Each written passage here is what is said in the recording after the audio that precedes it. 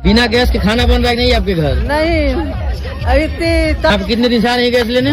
4 दिन से होते 4 दिन से राज गैस सर्विस प्रतापल में भारी भीड़ लग चुकी है। जनता यहाँ सोने को मजबूर है। खाने के लिए जो है गैस नहीं, खाना कैसे बने, यही लोग खा रहे हैं, पी रहे हैं, सो भी रहे हैं कितने लोग। अस्सलाम वालेकुम। ये खबर इस वक्त पूरे मुल्क के लिए एक अहम बन चुकी है। वेस्ट एशिया में ईरान से जुड़ी जंग और तनाव की वजह से ग्लोबल एनर्जी सप्लाई पर असर पड़ रहा है और अब इसका सीधा असर इंडिया के एलपीजी यानी कुकिंग गैस सिस्टम पर भी देखने को मिल रहा। मुंबई, बेंगलोर और चेन्नई जैसे बड़े शहरों से रिपोर्ट आ रही है कि कमर्शियल एलपीजी सिलेंडर की सप्लाई टाइट हो रही है। कुछ जगहों पर रेस्टोरेंट को गैस सिलेंडर मिलना मुश्किल हो रहा है और मुंबई में तकरीबन 20% होटल्स और रेस्टोरेंट ने टेम्पररी अपने ऑपरेशन बंद कर दिए क्योंकि उनके पास कुकिंग गैस अवेलेबल नहीं है। लेकिन सवाल यह है कि आखिर एलपीजी जो हम अपने घरों में रोज इस्तेमाल करते हैं वो इंडिया तक कैसे पहुंचता है, और अगर वेस्ट एशिया में तनाव बढ़ता है तो हमारे किचन तक इसका असर कैसे पहुंचता है। इस पूरे वाकये को समझने के लिए हमें एलपीजी के पूरे सप्लाई चेन को समझना होगा, यानी गैस का सफर शुरू कहां से होता है और फिर वो आम लोगों के घर तक कैसे पहुंचता है। सबसे पहले बात करते हैं इंडिया में एलपीजी का असल सोर्स क्या है। इंडिया कुछ एलपीजी खुद प्रोड्यूस करता है, लेकिन पूरी डिमांड को पूरा करने के लिए ये काफी नहीं होता।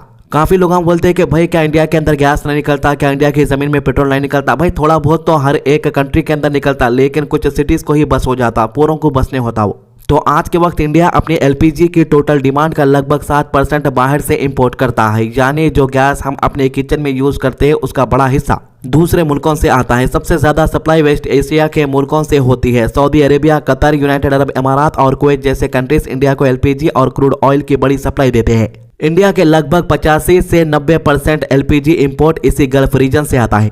इंडिया सिर्फ एलपीजी ही इंपोर्ट नहीं करता बल्कि क्रूड ऑयल भी बहुत ज्यादा इंपोर्ट करता है। इंडिया अपना क्रूड ऑयल की जरूरत को लगभग 85% बाहर से मंगवाता है।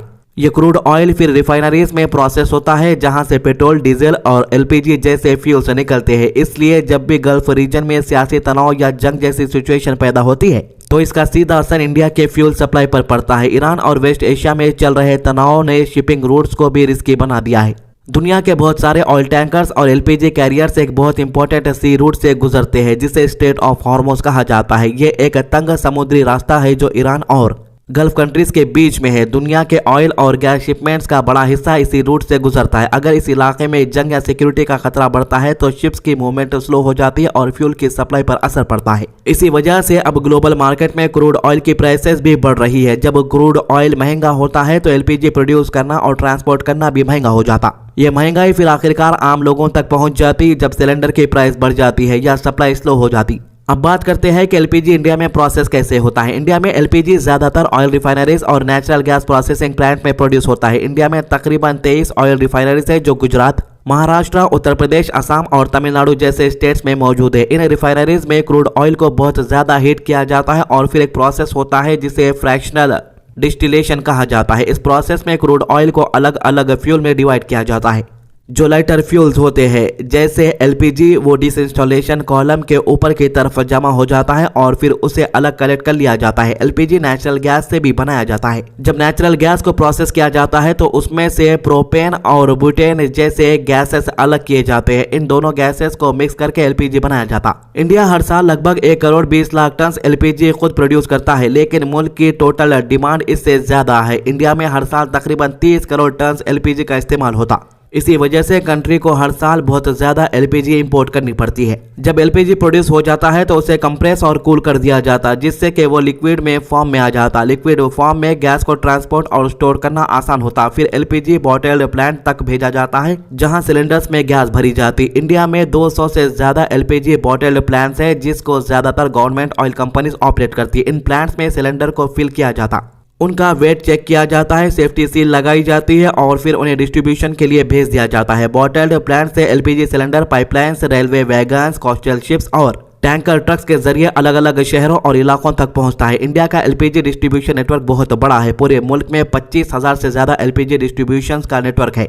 जो सिटीज, टाउन्स और विलेजेस तक कुकिंग गैस सप्लाई करता है। जब कोई घर सिलेंडर रिफिल करता है तो डिस्ट्रीब्यूटर का डिलीवरी वर्कर नया सिलेंडर घर तक लाता है और पुराना एम्प्टी सिलेंडर वापस ले जाता है। इंडिया में डोमेस्टिक सिलेंडर का स्टैंडर्ड साइज 14.2 किलोग्राम का होता है, जो आम हाउस होल्ड में यूज होता है। इंडिया के एलपीजी कंजप्शन का लगभग 25 से 90% हिस्सा हाउस होल्ड यूज करते हैं, यानी कुकिंग ऑयल गैस का सबसे बड़ा इस्तेमाल घरों के अंदर होता है। रेस्टोरेंट और होटल में जो गैस यूज होती है वो भी असल में एलपीजी ही होती है, लेकिन उसका सिलेंडर साइज थोड़ा बड़ा होता। कमर्शियल सिलेंडर आमतौर पर 19 किलोग्राम के होते हैं, क्योंकि रेस्टोरेंट में कुकिंग ज्यादा होती है और इसलिए उन्हें बड़े सिलेंडर की जरूरत पड़ती। व्हीकल्स में भी एलपीजी यूज होता है, जिसे ऑटो एलपीजी कहा जाता है। ये भी प्रोपेन और ब्यूटेन गैस से ही होता है, लेकिन इसे स्पेशल हाई प्रेशर टैंक्स में स्टोर किया जाता है जो गाड़ियों में फिट किया जाते हैं। इसका फ्यूल सिस्टम स्टोव के बजाय इंजन को गैस सप्लाई करता है। अब सवाल यह है कि करंट शॉर्टेज का असल सबब क्या है, यानी हम लोग जो सोशल मीडिया के ऊपर वीडियोस देख रहे हैं जहां पर कई किलोमीटर तक लोग अपने खाली गैस सिलेंडर लेके बैठे हुए हैं, ये सिचुएशन इंडिया के अंदर कैसे पैदा हुई? ईरान से जुड़ी जंग और वेस्ट एशिया में बढ़ता हुआ तनाव ग्लोबल एनर्जी सप्लाई चेन को डिस्टर्ब कर रहा है। तो आपको बता दूं कि सिर्फ इंडिया के अंदर ही यह परेशानी नहीं है, पूरी दुनिया के लोग इससे परेशान है और सबसे ज्यादा लोग यूरोप के परेशान है। अपन तो भी सिर्फ खाने के वास्ते गैस इस्तेमाल करते, ऑटो चलाने के वास्ते गैस इस्तेमाल करते और कुछ जरूरी चीजों के वास्ते गैस इस्तेमाल करते, लेकिन यूरोप के अंदर गैस के बगैर घर ही नहीं चलता समझो।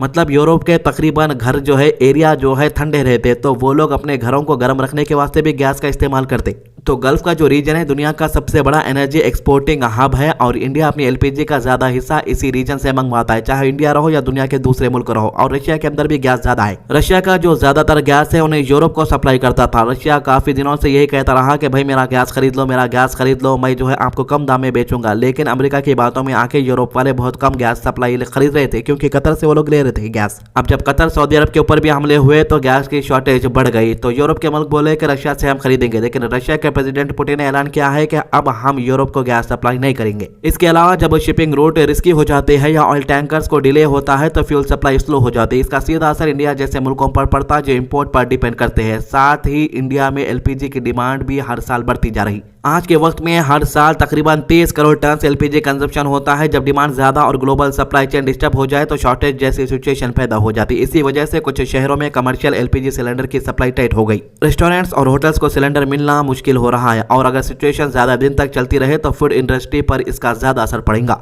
और एलपीजी की सप्लाई और टाइट हो जाती है तो हाउस होल्ड का भी अल्टरनेटिव्स पर सोचना पड़ सकता है। सिटीज में एक ऑप्शन पाइप्ड नेचुरल गैस यानी पीएनजी का होता है। इस सिस्टम में गैस अंडरग्राउंड पाइपलाइन के जरिए सीधा घरों तक पहुंचती है और सिलेंडर की जरूरत नहीं पड़ती। हालांकि कुछ जगहों पर पाइपां तो ये लगाए थे, लेकिन गैस की सप्लाई नहीं हो सकी, यानी कि पाइपां लगाना वेस्ट हो गया तकरीबन घरों में। इलेक्ट्रिक कुकिंग अप्लायंसेस भी एक अल्टरनेटिव हो सकते हैं, जैसे कि इंडक्शन कुकटॉप्स और इलेक्ट्रिक स्टोव्स। तो कुछ रूरल एरियाज में लोग बायोगैस प्लांट भी यूज करते हैं, जहां एनिमल वेस्ट और ऑर्गेनिक वेस्ट से कुकिंग गैस बनाई जाती। सोलार कुकर्स भी एक ऑप्शन है, लेकिन वो हर जगह प्रैक्टिकल नहीं होते क्योंकि उसका यूज सनलाइट पर डिपेंड करता है। तो ज्यादातर लोग इस वक्त सोशल मीडिया के ऊपर इलेक्ट्रिक स्टोव खरीदने की सोच रहे हैं, ताकि अगर घर का गैस खत्म भी हो जाए, गैस नहीं मिल रहा है, तो इलेक्ट्रिक के जरिए वो अपना खाना पीना पका सके। फिलहाल गवर्नमेंट भी सिचुएशन को हैंडल करने के लिए कुछ स्टेप्स ले रही है। रिफाइनरीज को कहा गया है कि एलपीजी प्रोडक्शन बढ़ाया जाए, हाउस होल्ड कंजप्शन को प्रायोरिटी दी जा रही है और पैनिक बाइंग को रोकने के लिए सिलेंडर बुकिंग रूल्स पर भी नजर रखी जा रही है। इंडिया अपने सप्लायर्स डाइवर्सिफाई करने की भी कोशिश कर रहा है। हाल ही में यूनाइटेड स्टेट्स के साथ एक long term LPG supply agreement sign किया गया है, जिससे फ्यूचर में इंडिया के इंपोर्ट्स का तकरीबन 10% वहां से आ सकता है। अभी के लिए एक्सपर्ट्स का कहना है कि फ्यूल शॉर्टेज अक्सर टेम्पररी होते हैं। अगर वेस्ट एशिया में टेंशन कम हो जाती है और शिपिंग रूट नॉर्मल हो जाते हैं तो एलपीजी सप्लाई भी धीरे धीरे स्टेबल हो सकती है। लेकिन ये सिचुएशन एक बार फिर ये याद दिलाती है कि इंडिया जैसा बड़ा मुल्क अभी भी एनर्जी इंपोर्ट पर बहुत ज्यादा डिपेंड करता है और जब भी दुनिया के किसी हिस्से में जंग या सियासी तनाव होता है तो इसका असर आम लोगों के किचन तक जरूर पहुंच जाता है। तो ये थी अभी तक की अपडेट। हमारे चैनल को सब्सक्राइब कीजिए, वीडियोस को ज्यादा से ज्यादा शेयर कीजिए। अल्लाह हाफिज।